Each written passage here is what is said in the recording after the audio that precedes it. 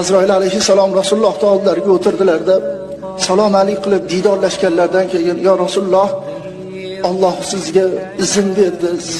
Sizni ruhingizni olganiman, jo'natdi. Izn bersangiz olar ekanman. Agar izn bermasangiz ziyorat qilib qaytaman" dedilar. "Men Robbimning huzuriga, mahbubimning huzuriga shoshilyapman. Oling" dedilar. Azroil alayhissalom boshmaldaqdan, tovondan, tizzadan kindikka jon kelganda, "Ya Azroil, o'lim ham shunaqa bo'ladimi?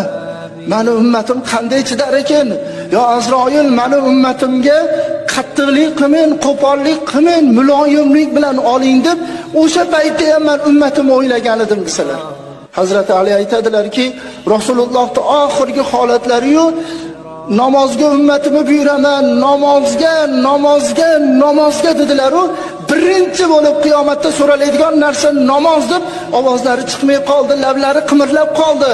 Rasululloh nima deyaptilar ekan deb muborak lablariga qulog'imni olib borsam, ummati